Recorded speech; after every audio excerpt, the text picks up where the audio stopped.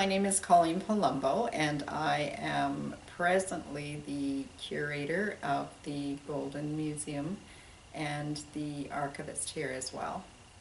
I was born in Golden, BC, February the 12th, 1955, and my parents were Harold Rao and Jenny Souls, Janice Souls.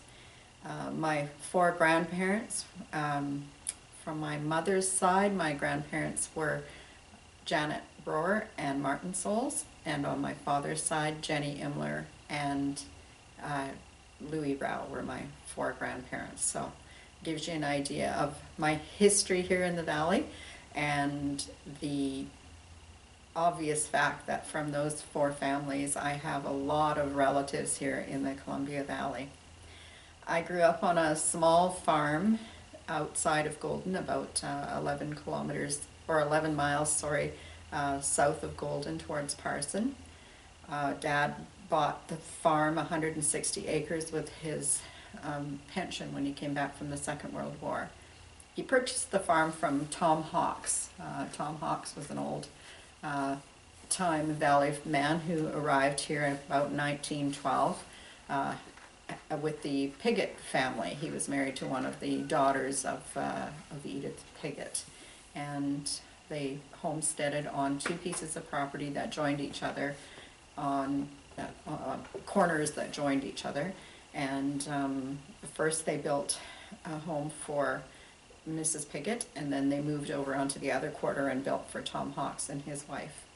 He and his wife weren't together very long before they separated it, and for many years Tom was alone in the house. So as he aged, he decided that he would sell the property, so it worked out that when my dad came back from the war, he was able to purchase the 160 acres from Tom for $6,900 with a good house and a good barn on it. And that's where I was raised, along with my siblings. Eddie is next to me, and then Jimmy, Roxy, and Lana. And there's quite an age gap between the five of us, from oldest to youngest. There's 13 years. The growing up on the farm was an interesting time. I related to somebody recently that I had no idea until I was probably in high school that our family might have been poor, because we really had everything that we needed on the farm. We had, a nice warm home, and we had good food to eat. And I can't imagine having lived anywhere else or being raised anywhere else. Right next door to us was, on the one side was the Palumbo family, and then on the other side was the Hawkinses. And we were good friends to both families, so we had great neighbors willing to come and help us with whatever it was that we needed to have done. We had just down the road 2 miles, my grandmother lived. My father's mother, Jenny Allen, lived down the road, and we spent many days growing up on Grandma's farm as well. It was an easy walk for us in a time when, Mom and Dad didn't worry about us walking down the side of the road. So we would get up on Saturday morning really early, and if we went in really early and we poked Mom and said, "Is it okay if we go to Grandma's house?" She was still half asleep, and she'd always say yes, just to get us out of the house. So off we would go down to Grandma's house down the side of the road. Like I said, it was 2 miles down the road. And when we arrived there, if we timed it just right, we could always get there in time for breakfast. And breakfast usually consisted of something really simple, because they were really simple people. My Uncle Stan was always the one who prepared breakfast. He lived with Grandma throughout most of his life. And his breakfasts would be oatmeal some mornings. We always had some kind of a hot cereal, except for Sundays when we had cornflakes.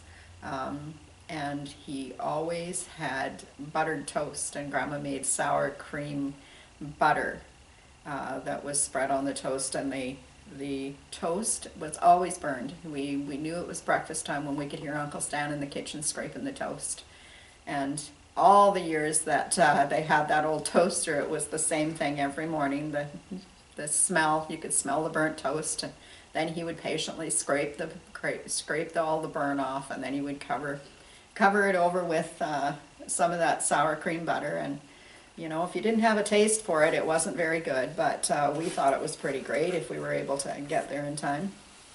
I remember lots of really great memories on the farm, different times, because my Aunt Aline lived in, who was my dad's sister. My dad had two sisters, Aline and Shirley, and one brother, Stan, and Aline lived in Calgary with her husband Vern, and they had three boys, and all the big holidays they always came out to the valley, and those three city boys really enjoyed having the run of the farm, where we could run anywhere we wanted and play as long as we wanted, and we only had to come in when it was dark. So it was a pretty good life for us, although things in the city for them were pretty easy at that point too. They didn't have all the restrictions that would be on a city kid now. We enjoyed things like Grandma used to go around the farm once a year. I think it was in October when there was a full moon, and we would cut down all of the thistles, because Grandma had it in her mind that if you cut the thistles and burned them on a full moon, they didn't come back. But we did it every year. So it probably didn't really work that well, but it was something that we did anyway, and because it was an opportunity for us all to be together and do some sort of an activity together, it was really a lot of fun. My Auntie Shirley lived in Vancouver and Haney actually for a lot of years when her kids were smaller, so they came back to the valley when the youngest one was just maybe 2 years old. Bruce was maybe 2 years old, and when they came back, they moved into a small cabin that was on Grandma's property, and that just expanded the number of kids then that I had to play with, because really living the way we did, the only close kids that we had to play with were the Hawkinses, because we didn't really play with the Palumbo kids very much. And so to have all my cousins around, they were my playmates, and we had all kinds of crazy kid activities that we did. We played a lot of games, and I remember playing baseball in the old field below the house, and we used cow patties for bases. And one of our cousins, who I won't mention, but all my cousins will know who it is, he was really eager to play, and he didn't want to be left out of anything. So, and we were kind of mean to him, I have to say, but if he was up to bat and he managed to hit the ball, then we made sure that we moved from a dry cow patty to a wet one, and then we would encourage him to slide. And I don't think that my aunt would ever forgive us for all the cow dirt that was on his clothes, but he was just happy to take part. He just thought it was quite the coincidence that that always happened to him and nobody else. He was also the one we managed to get, I don't even know how many times, but a lot of times we managed to get him to pee on the electric fence. And of course that wasn't a very pleasant experience for him either, but he was always grinning because he could take part in it with us, and so it made it a fun family event, for us anyway. At Christmas time, of course, because none of the families that we lived around or that were around us, none of the families were very well off. So at Christmas time, my Uncle Stan, on Christmas Eve, we used to start the fire in the morning. He had quite a setup outside, because they had a really good root house, but they didn't keep the apples in there because it didn't keep them quite cold enough. So he would dig a hole. Well, he had a hole dug in the yard. It was probably, I don't know, I'm going to say 3 feet deep, and big enough to hold, I don't know, half a dozen boxes of apples. And he would put the apples into the hole in the ground, and then he would cover the hole with these old wooden doors that he had, and over top of that he put tin roofing that he just laid over the doors, and then he covered the whole thing all the way around with bales of hay. So on Christmas Eve we would go out there and we'd get the hay bales off, and then we'd start a fire on top of the tin so that we could thaw out the ground enough to be able to get into the apples, because the apples were what was going into our stockings for Christmas morning. And it was a whole day event. We had hot chocolate, and if my aunt was there, she brought us cookies and treats, and we would spend the whole day outside all dressed up in our snowsuits, just working really, really hard to get the apples would eventually go into our Christmas stockings. So it was another one of those events that we all remembered very well. And we also spent a lot of time together, myself and my cousins, especially my older ones. And my grandmother had 15 grandchildren. In the top 6, there were 5 boys and myself. So I didn't realize until I was maybe 12 years old that I was a boy. I wasn't a boy, I was a girl, and things started to change for me then. But in the meantime, you know, we played lots of farm games and enjoyed our time growing up together. My first day of school was in well, it was Golden Elementary School at that time. In 1961, I started in, I guess it was 1960, sorry, I started in Golden Elementary, and my first school teacher was Mrs. Montgomery. And I was brought to Golden because I had a heart condition, and they were still watching me closely. So I spent the first 3 years growing up in the school in Golden so that I could be closer to the hospital in case anything were to happen. And then when my health was considered to be better, I was taken out to Nicholson School, where I spent grade 4, 5, and 6, and then back to Golden Elementary for grade 7. And throughout those years, I had, you know, a lot of different teachers, and some of them really stuck out, and some of them stuck out for good reasons, and some for bad. And but I did have some interesting teachers over the years, and many of them were very, very kind. So I can't, there's not a really lot about going to school that I, you know, find of interest. I did what I had to do in order to get by, but I was more interested in the social part of school than I was actually about the learning. So I was a solid C student probably. If I'd have put some effort into it, I'm sure I could have improved that, but it just wasn't of any interest to me. So I was glad when it was all over. I was married for the first time in 1971.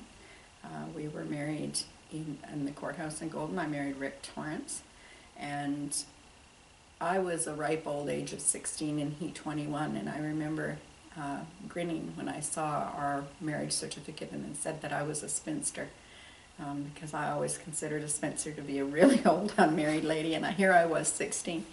But anyway, we were married, and then our wedding reception was held out at Parson, where a lot of my family was able to join and offer us congratulations. And it was on one of the hottest days of the year, July 30th, and the Sioux fire was burning, so the whole valley was full of smoke, and yeah, quite a way to remember it all.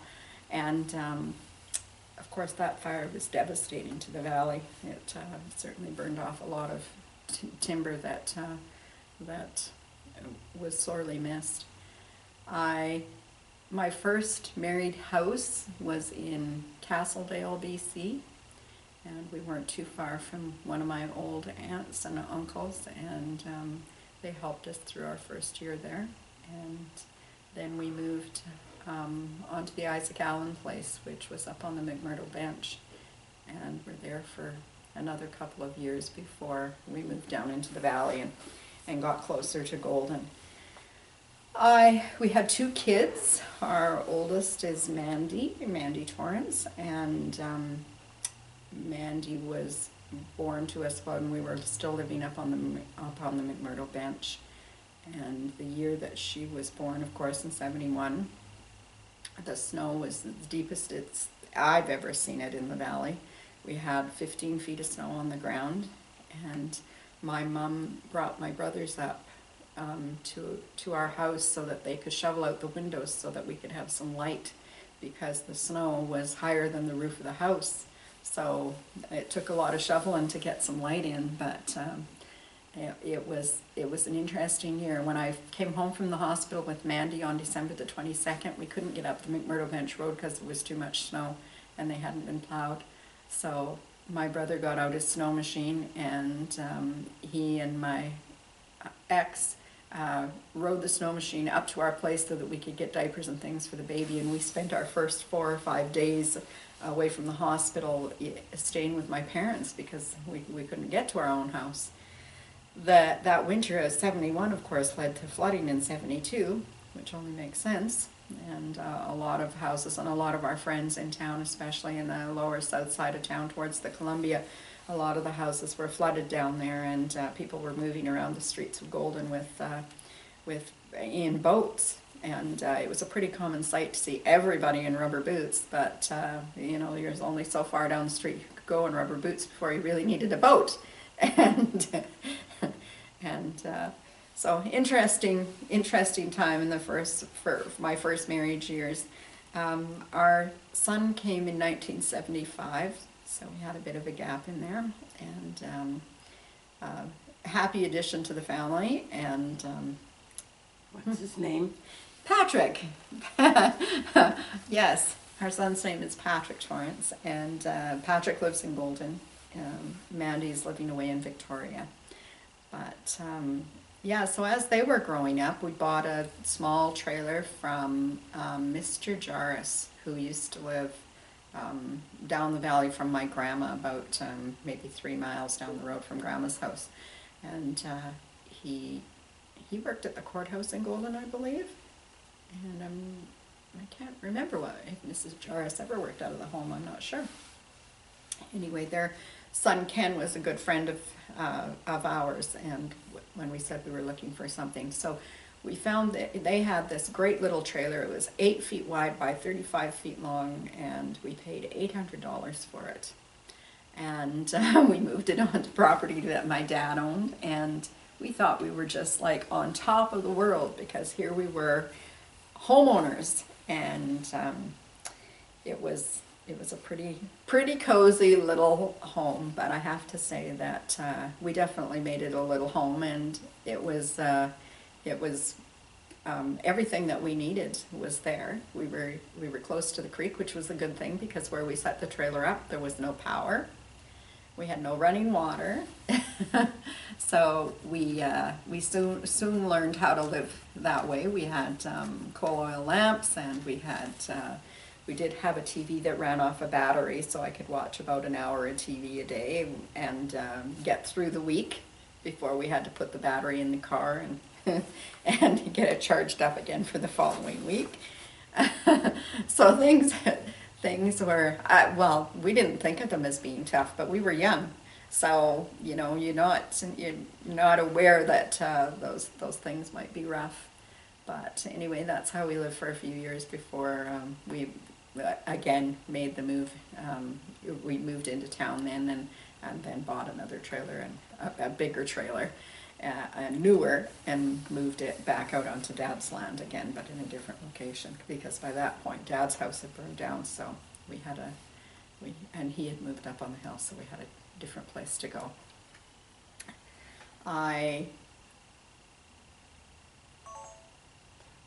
That's okay. I had I've wished so many times that I had listened closer to my grandmother as she was telling stories, because she came into the valley before the birth of my dad, so she would have been in the valley in 1923. When she came into the valley, she worked at the lodge, the Golden Lodge. She made beds and waited on tables and stuff like that. So that's how she met my granddad, and when they were married, they moved out into the valley. So she was here early enough to really have known a lot of the old timers that were in the valley already, and a lot of the people that lived around them. For those who didn't know my grandmother, she was a bit contrary as a neighbor. I'm not sure that she would have been the best neighbor. She had such a fiery temper, and we called her the battle axe or the war horse. we had lots of names for her. She was always loving and kind to us, But if you crossed her, man, there was no going back from that. And I know that she had problems with some of her neighbors as a result. They often talked about people, well, some of the people that they talked about I did know, but not for a very long period of time.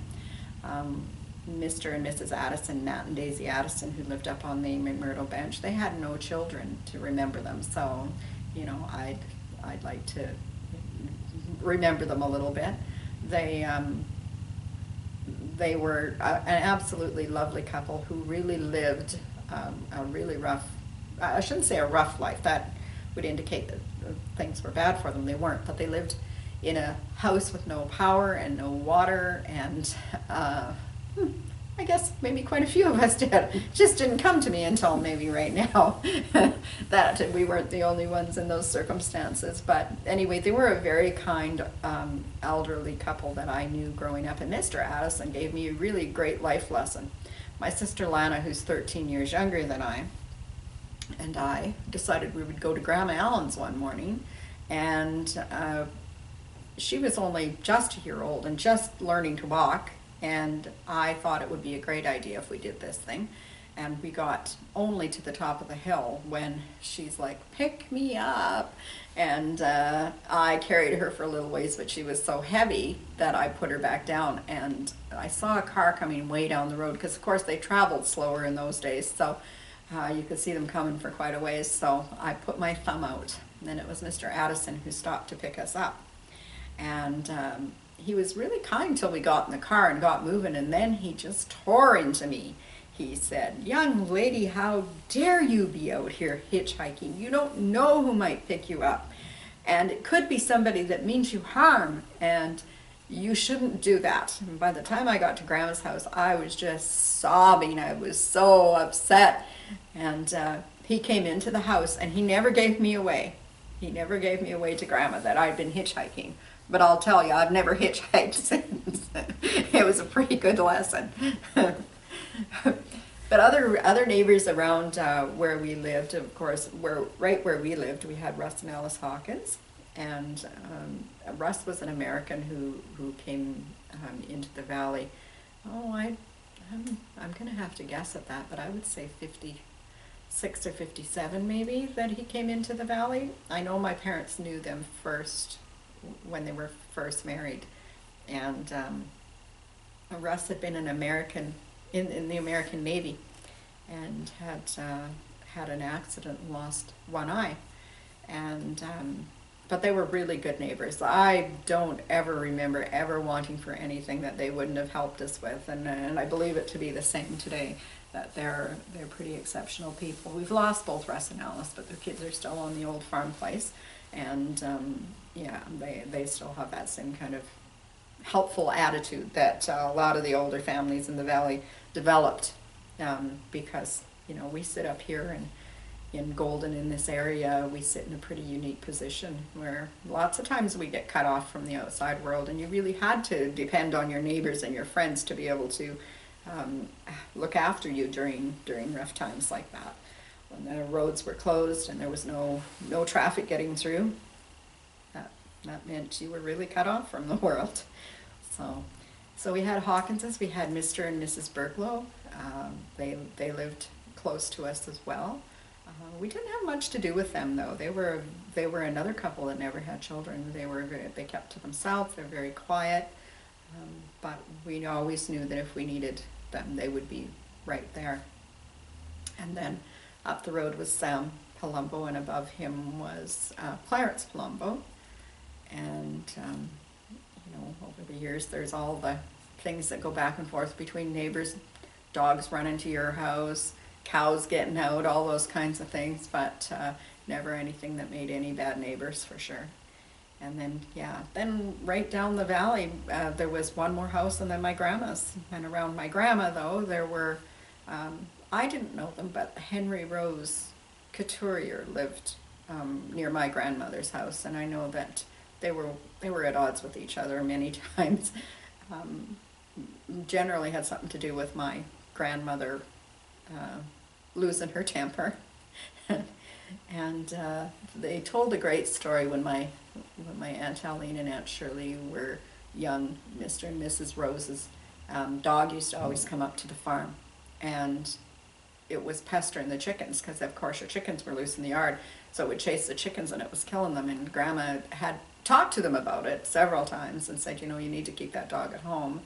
And one day, after having such a conversation, Mr. Rose went home, Mr. Couturier went home, and Grandma said, ooh, I've got a good mind to just shoot that dog the next time I see it. So the next time that Grandma was out hanging up laundry or something, I think she said hanging up laundry in the yard, and here comes Mr. Rose's dog, and before she can blink, my Aunt Helene had run into the house and got the gun and came out and shot the dog right there in the yard. So, not such a good idea. Then Grandma was mad. She goes, you little fool, what did you do that for? Well, Mom, you said the next time you saw that dog you were going to shoot it. And she goes, I just said it, I didn't mean it. Now what are we going to do? So they got a gunny sack, and they put the dog in a gunny sack, and they got another sack, and they took a shovel and they scooped up all the blood on the ground and put it in the sack, and up they went up behind the house, way up back and up over the hill, and they buried the dog back there under a big maple tree. And all the time, I guess, Auntie Helene was crying, and then Auntie Shirley was crying because she was left out, and and everybody was upset, so she was upset, and they got the dog all buried and went back to the house. Mr. Rose used to walk with his hands behind his back, and Grandma said, up he comes, and he's going, Jenny, Jenny, you know, have you seen my dog? It's been missing for a whole day now. And she was like, no, she completely denied it, that she'd ever seen his dog.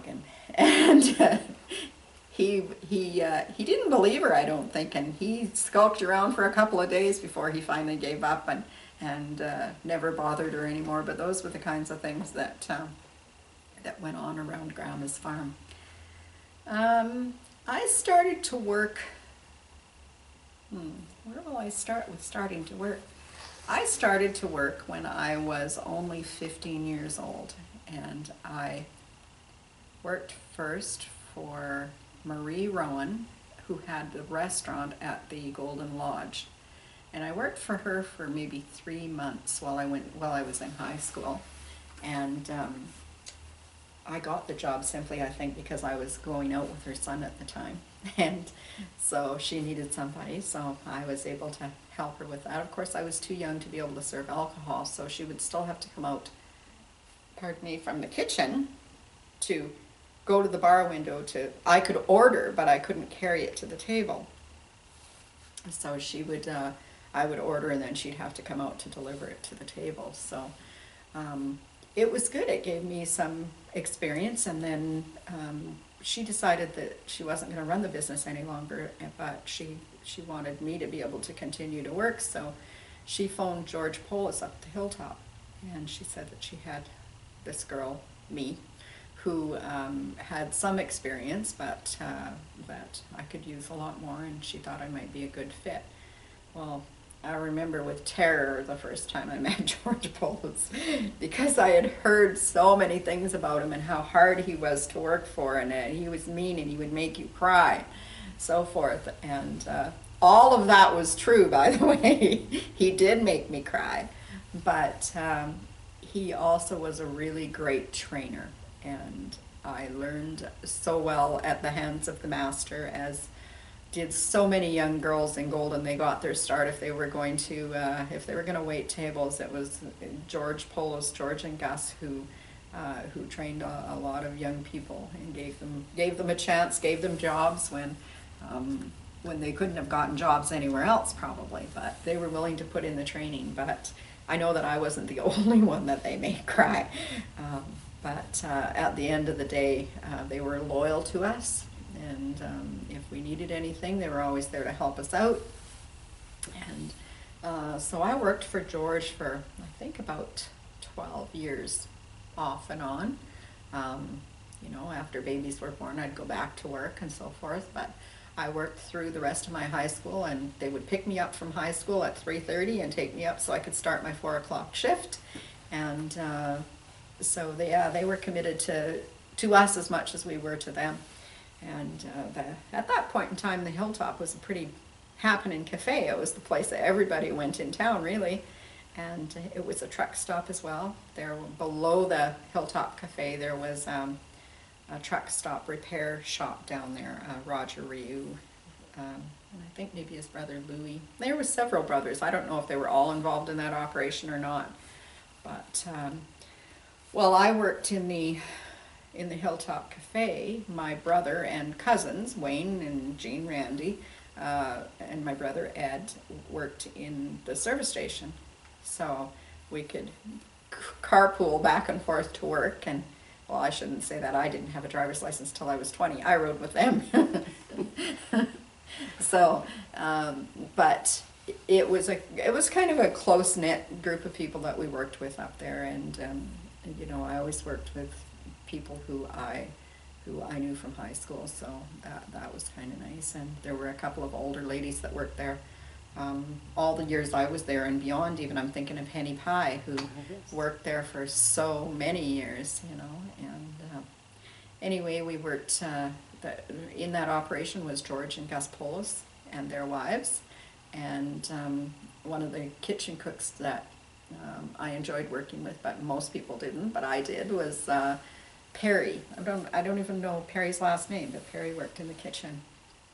He was a good cook, but he could come off as kind of cranky, but as long as you were on his good side, you were, and I always was, so I enjoyed working there.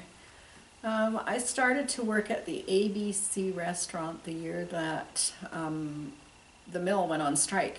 I'm not sure what year that was, even as I think about it. It must have been like maybe 78 or 79 or 80, I don't know, somewhere in there. The guys went on strike, and they were out a long time, like I think maybe 4 or 5 months they were out. So I went to work because we certainly didn't have the kind of money to put away to be able to support us during that time.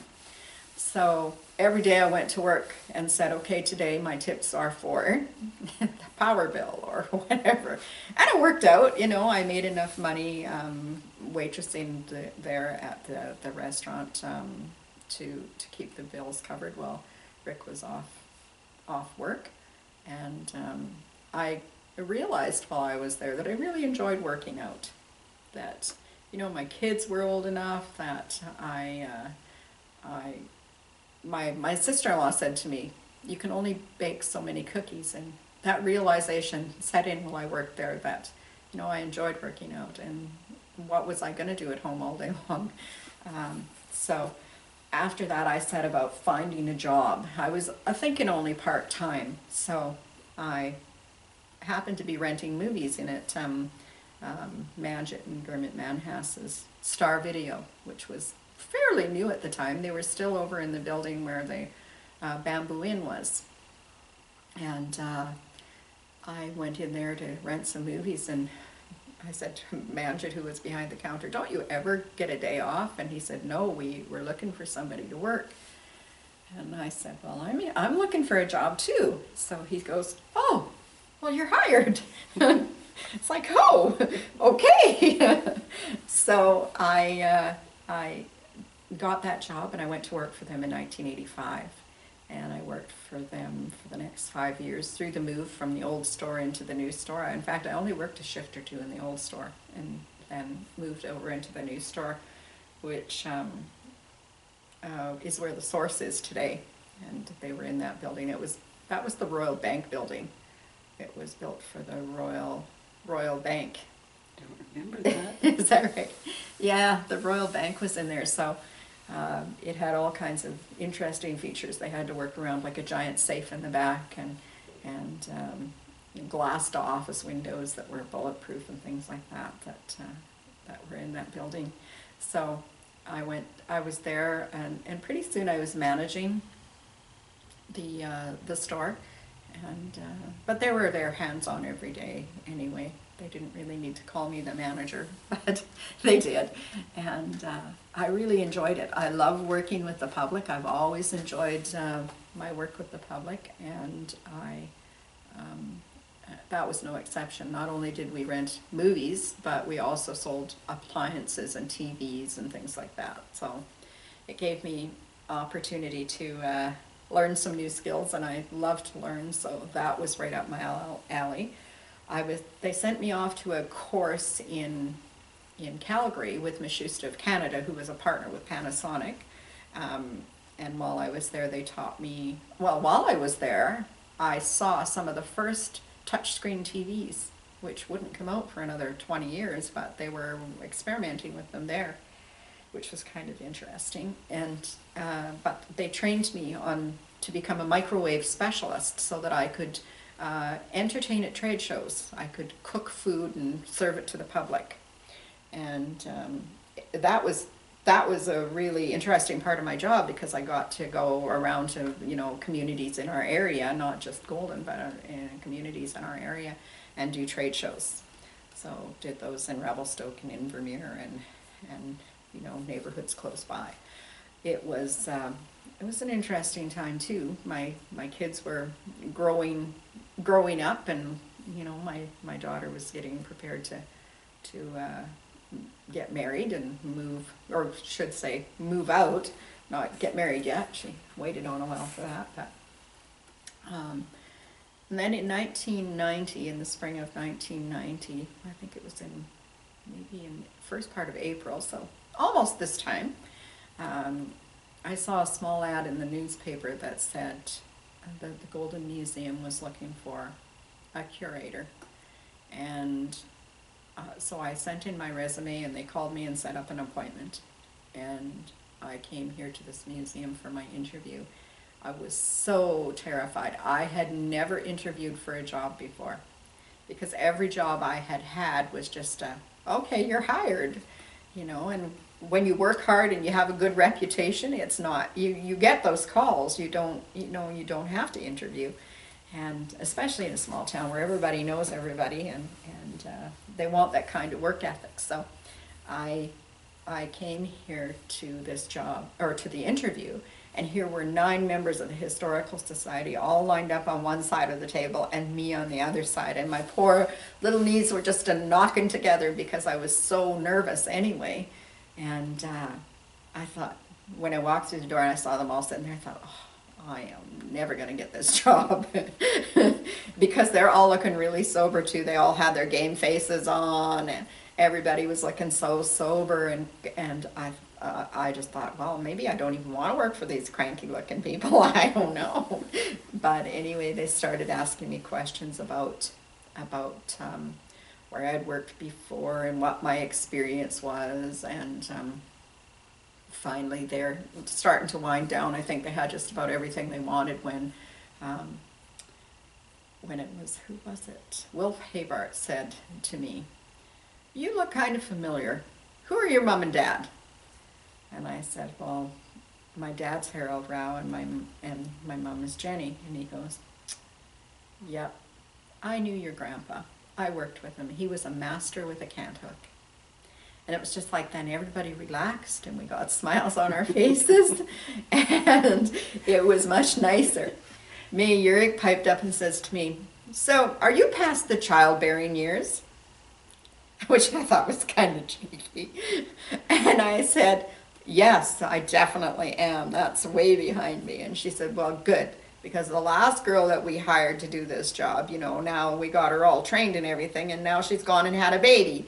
So we don't want to have to be looking for somebody else next year." And I said, "No, that's no problem. That's way behind me now." And so the crew, I was trying to think of all of them, but I can't think of everybody that was involved in my hiring. But definitely it was May Yurik and Wilfred Habart and Ray Olson and Walter Zazelak, Ed Morris. Those are the 5 I remember of the 9 that were there that hired me for the position.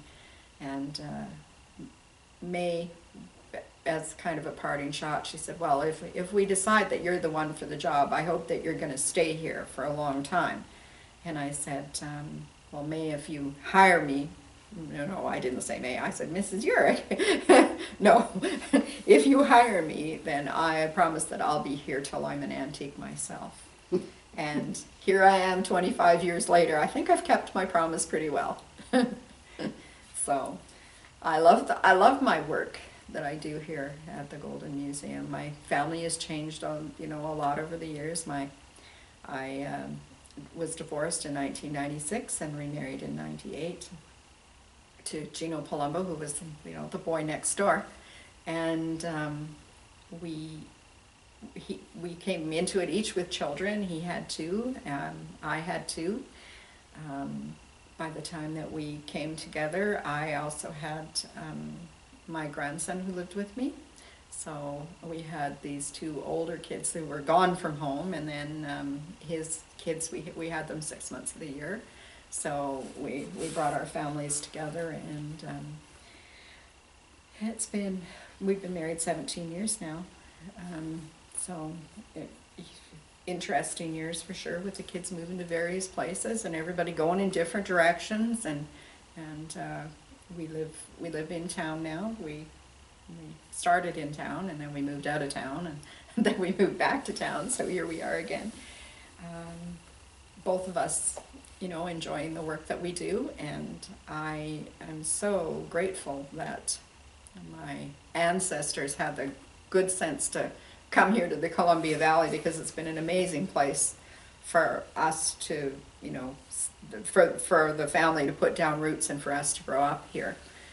And I think the thing that I appreciate most about Golden, and having grown up in Golden and lived every day of my life here, I'd have to say it's probably the people. All different kinds of people, definitely, put it all together, but we're kind of like a really big family. I always say that we're like a big family here in Golden, that we might bicker amongst ourselves, but if an outsider came in, don't think that you can mess with our people, because that's not going to happen. And I think that attitude of how we look after each other in hard times, I think that's something that what I appreciate most about Golden, even today. Colleen, how did your family get around? Well, my dad actually always had a vehicle the entire time I was growing up. It was never fancy, but there always was one. When I was really, I guess probably before I was born, Dad drove a school bus for the Parson area, and together with the school bus that he drove back and forth, he also had a little pickup truck. I can remember a picture that we have of his truck full of hay. But yeah, there was always some sort of a vehicle. If we were going to Grandma's house or the neighbors or whatever, we walked, and if it was in 2 or 3 miles, we walked. And but if we had to go to town, there was always some sort of a vehicle. Not a modern one by any means, but we definitely had a way to get around. So if something happened, like you had someone was hurt or you had a medical emergency, you had a vehicle to take you where? Yeah, it would have taken us to the hospital in town. Mm-hmm. We did live out of town a little ways, but it was amazing how Dad could wind up the car if he needed to get us to the hospital. So we had a regular family doctor. I had my parents used Dr. Lapp, but Dr. Trott was the doctor in town that had the most knowledge about heart conditions. So he was my doctor and delivered my babies even. Like he stayed with me right through until he retired. So nice. Yeah, it was interesting to live that far out of town and deal with medical emergencies for sure. And did you also get rides in to go to social events? What kind of social events did you go to? We went more to Parson for social events, actually, down to the old hall. Dances and things like that down at Parson. We did come into town once in a while on Saturday for a matinee. My mom would take me to Helen's house. Helen and my mom were best friends growing up, and stayed friends for really, throughout their lives. And we would go into town on a Saturday, and Mom would go directly to Helen's house, and all of us kids would get our money to go to the matinee.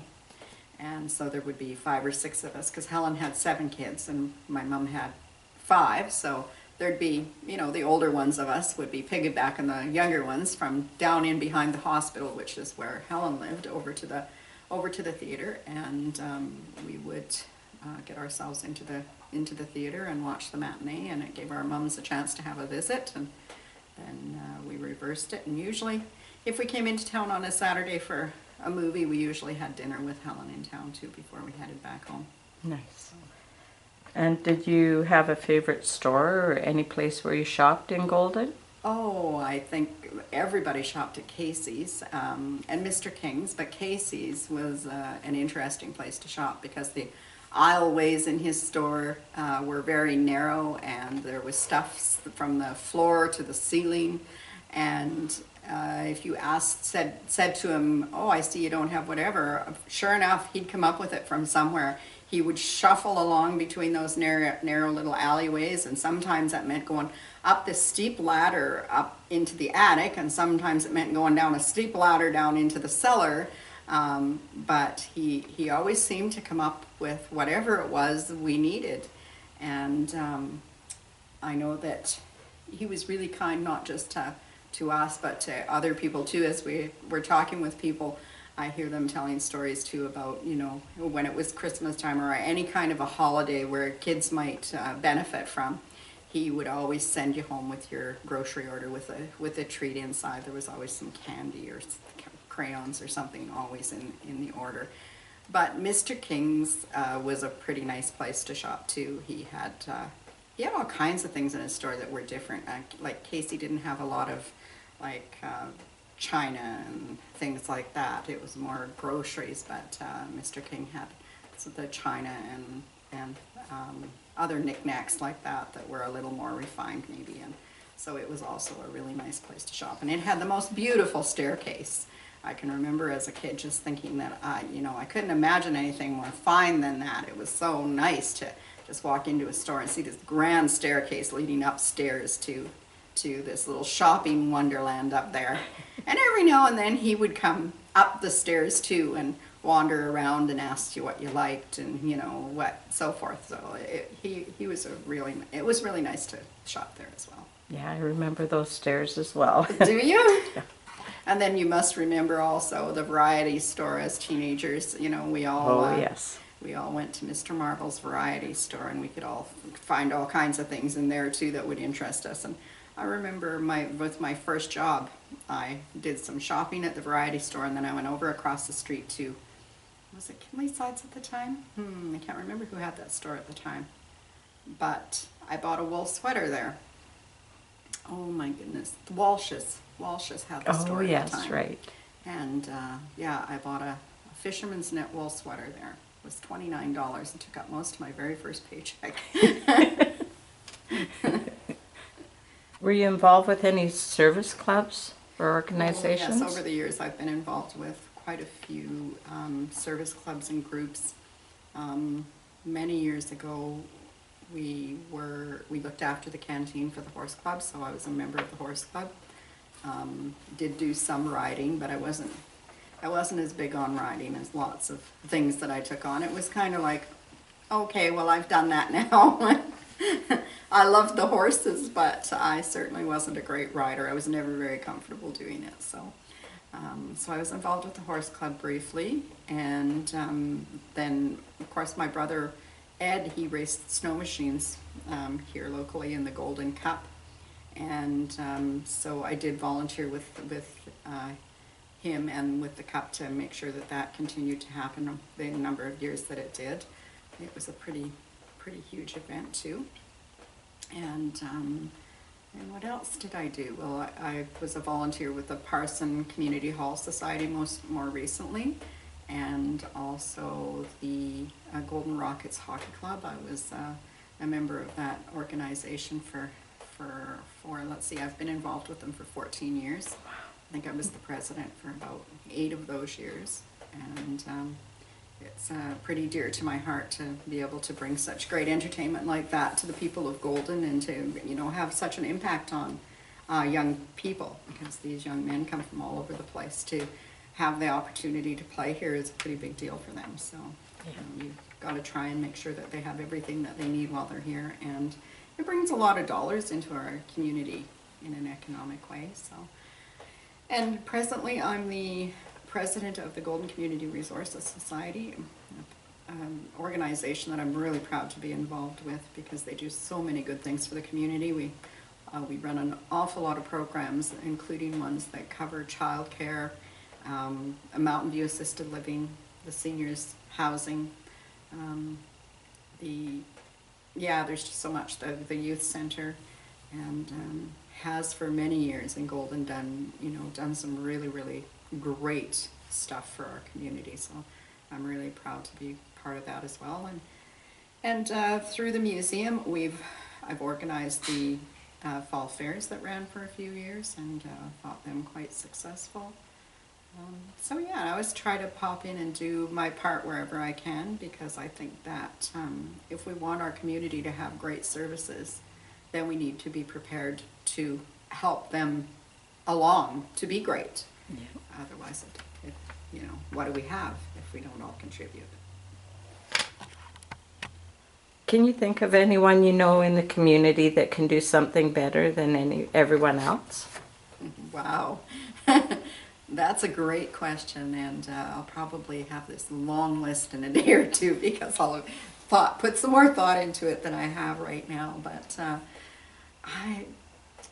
there's so many people. I mean, Darren Dusevic, he makes bread like nobody's business, and he and his family have done it for how many years? What a great contribution to our community to have, a local bakery that's been in the community for such a long period of time.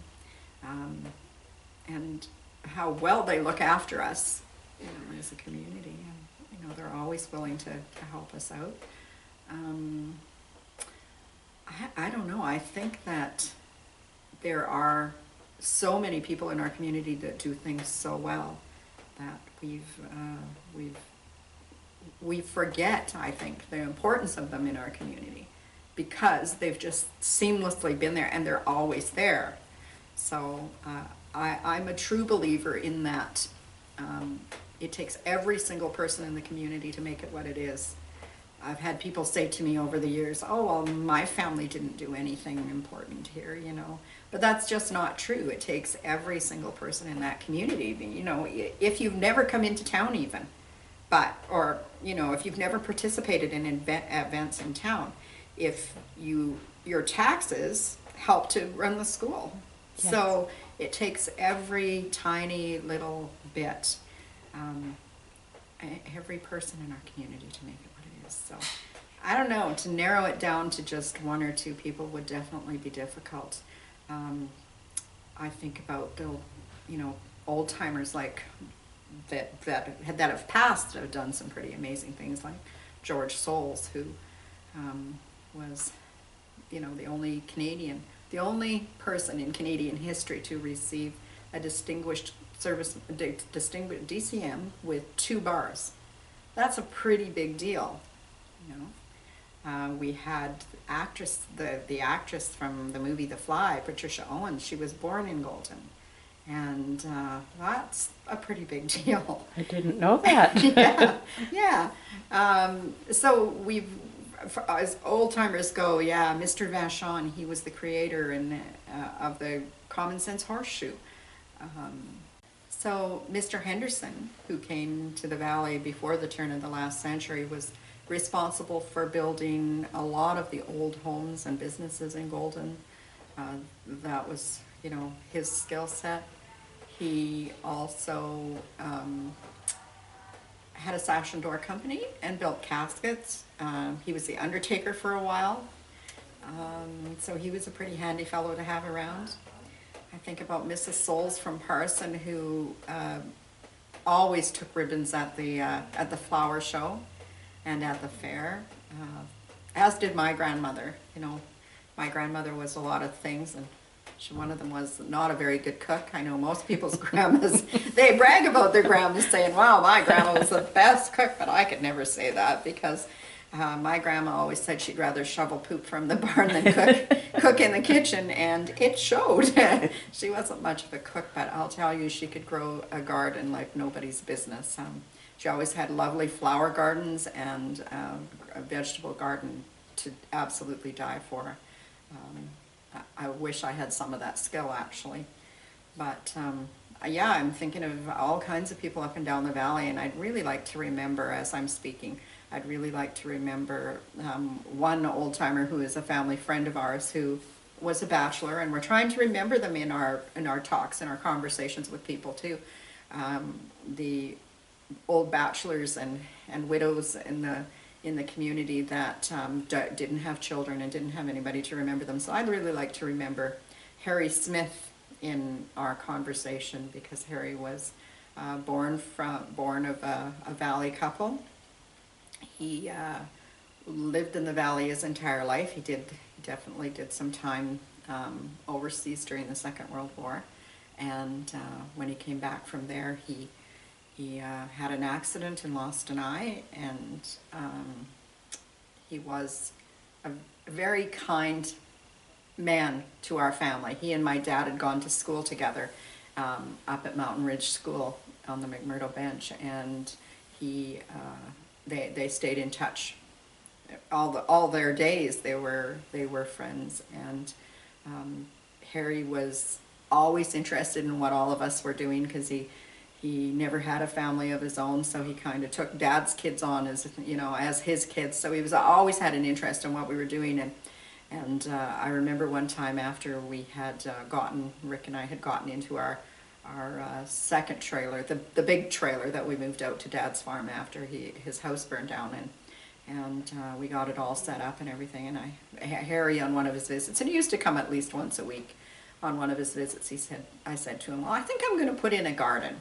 And he said, oh, really? Well, where are you going to do that? And I said, well, just out back of the trailer. And he goes, it's all rocks out there. Nothing will ever grow out there. And he was an expert. He was such a good gardener that all of a sudden I kind of felt a bit of defeat, because if Harry said that it couldn't happen, then it really couldn't happen. But I'm also a little bit stubborn. So it was kind of a challenge to me. So I went out the back and I spent days and days and days digging up this little garden spot out back and getting the rocks out of it. And then my brother, who was helping me, he knew of this place where we could go get some topsoil. So off he went, and I don't know, I think he must have made about 10 trips with this little pickup truck. And basically what we did was excavate a hole and took out all the bad material, filled it full of good material, and oh my goodness, that little garden just did so well. And Harry would come every week just shaking his head.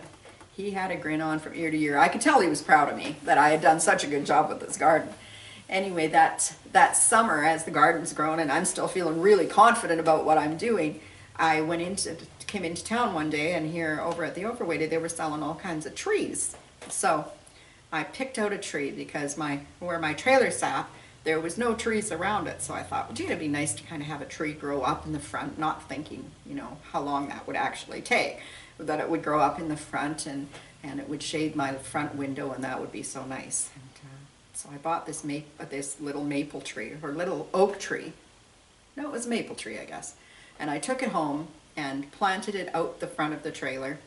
I put some good thought into it so it wasn't too close, so that when it grew really big, that it wouldn't cause me any grief and everything. And I got it planted, and Harry comes for coffee, and he goes, well, you silly little fool, what'd you do that for? That's never going to grow here. And I'm like, what? It says on there that it's a zone 4, and we're zone 4. It shouldn't give me any problems. And he goes, oh, no, they won't winter here. That won't winter here. It was an oak tree. And I said, okay, well, it's in the ground now. It's not like I can do anything about it. So we got through the winter, and in the spring, the tree budded out, and it was beautiful. And I did that for the next 4 years. It just came back, and every year there comes Harry, and he's scratching his head about it, and he just can't believe he was wrong.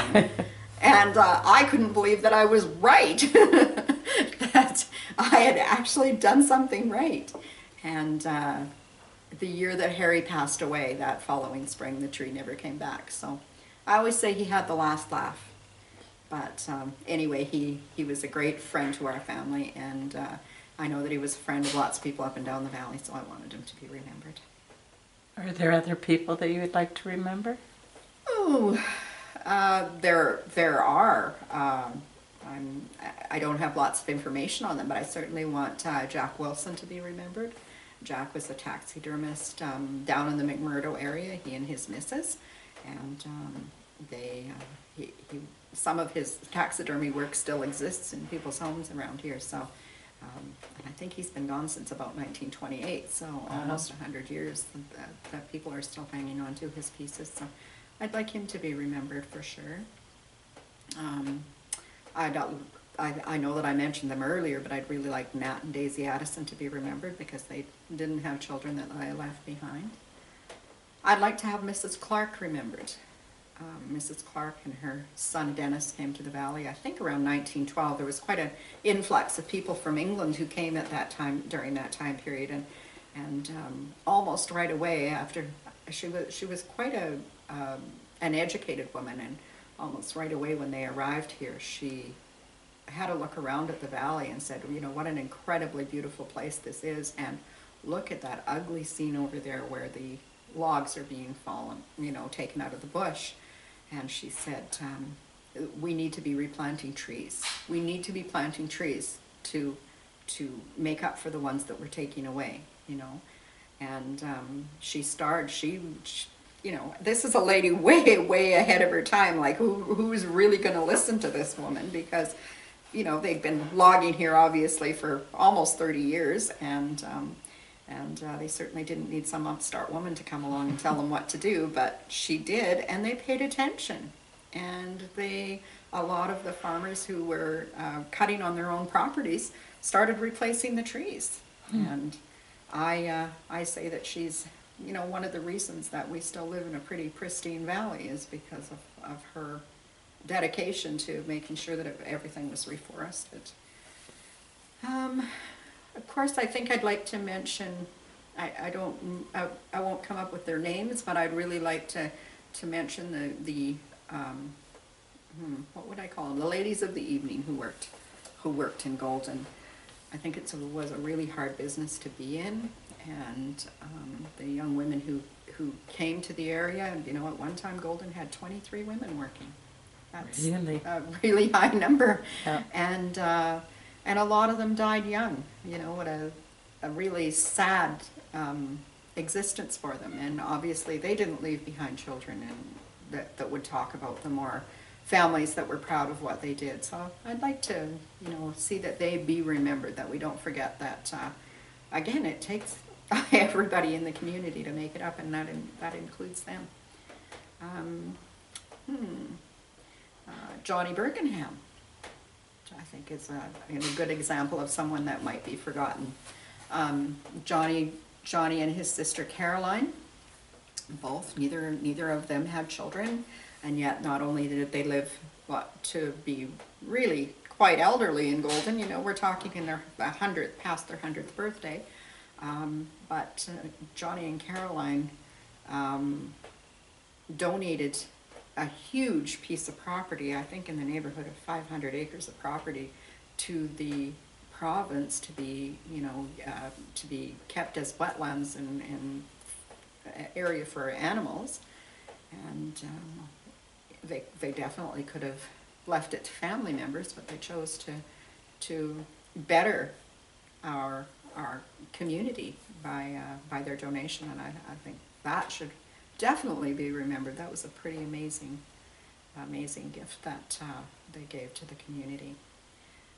Henry Durand, Mr. Durand, who was an old bachelor, his family had a little bit of money when he came into the valley, but he worked really hard. He was a hard-working fellow. He invested in the stock market, which nobody in Golden did. Nobody in Golden did. No. So that was something that he did before he ever came to Golden, but that he kept up during his time here.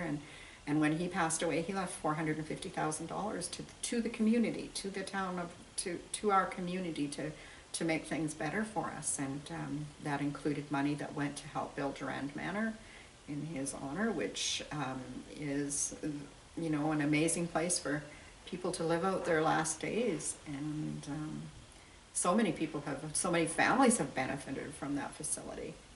He also put money towards the Civic Center, and then he left the rest of it to like the children of Golden. So they benefited by the girls, Boy Scouts and Girl Scouts associations, and left an amount of money to each one of the churches. Each church in Golden got a bit of money from him. Some people said he was just covering all his bases, but Well, whatever. that's okay too. That's right. That's okay too. But he left scholarships behind. He did lots and lots of great things, and there's nobody to remember.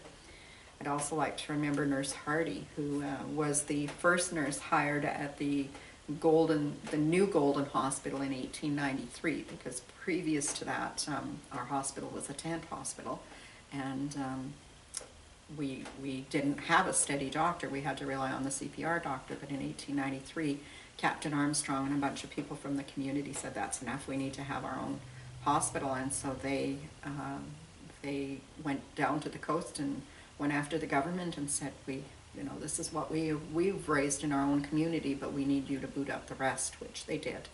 And the first nurse to come into the new hospital was Nurse Hardy. The hospital opened in December, I think it was, of 1893, and it was in 1894, Nurse Hardy passed away. She contacted, I think it was typhoid fever from one of her patients, and she died. So the community got together and erected a headstone for her at the cemetery here, and hers was the first official burial in the new Golden Cemetery. So I know that she had, I don't know if she had family away from here, but she certainly had nobody in the community that would have remembered her. So there are so many more, but those are ones that are just coming to my mind right now that I would like to have remembered in our conversations. Thank you.